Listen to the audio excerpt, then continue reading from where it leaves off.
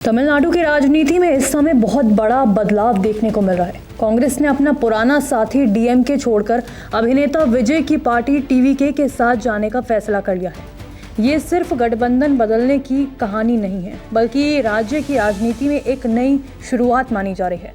कांग्रेस का कहना है कि वो जनता के नए मूड को समझते हुए ये फैसला ले रही है और उसका मकसद तमिलनाडु में बीजेपी को मजबूत होने से रोकना है।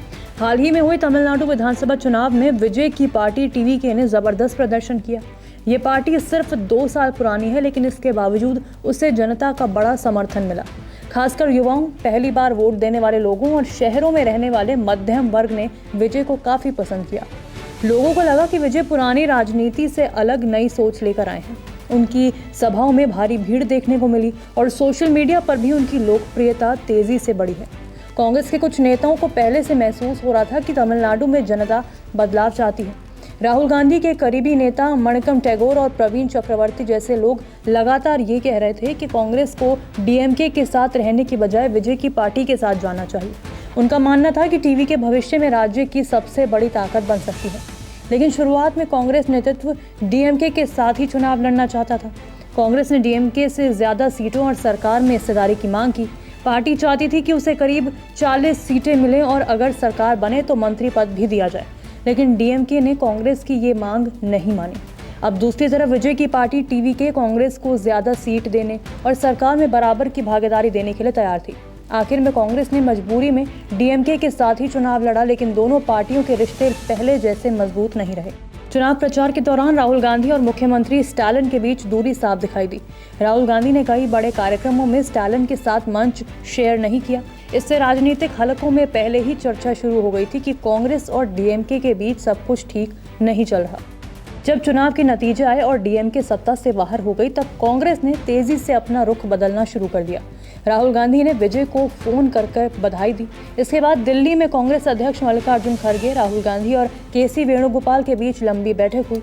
फिर तमिलनाडु कांग्रेस के नेताओं की बैठक बुलाकर टीवीके के साथ गठबंधन का फैसला लिया गया। अब सूत्रों के मुताबिक कांग्रेस अध्यक्ष खड़गे डीएमके का साथ छोड़ने के पक्ष में नहीं थे, क्योंकि डीएमके लंबे समय से कांग्रेस की सहयोगी रही है। लेकिन राहुल गांधी और पार्टी के युवा नेताओं का मानना था कि अगर कांग्रेस को तमिलनाडु में दोबारा मजबूत होना है तो उसे नई राजनीति के साथ जुड़ना होगा। आखिरकार कांग्रेस नेतृत्व विजय की पार्टी के साथ जाने के लिए तैयार हो गया।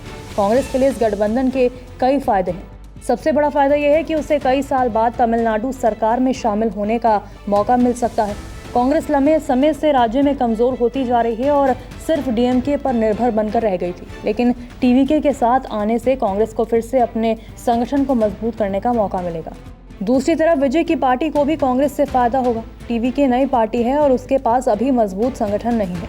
गांव और बूथ स्तर पर कांग्रेस के पास पुराने कार्यकर्ता और अनुभव मौजूद हैं, इसलिए कांग्रेस टीवीके को जमीन पर मजबूत करने में मदद कर सकती है। यानी दोनों पार्टियां एक दूसरे की ताकत बनना चाहती हैं। राजनीतिक जानकार मानते हैं कि यह गठबंधन सिर्फ तमिलनाडु तक सीमित नहीं रहेगा, इसका असर राष्ट्रीय राजनीति पर भी पड़ सकता है। कांग्रेस अब ऐसे लोकप्रिय क्षेत्रीय चेहरे के साथ जुड़ना चाहती है जो अपने राज्य में जनता के बीच मजबूत पकड़ रखते हों।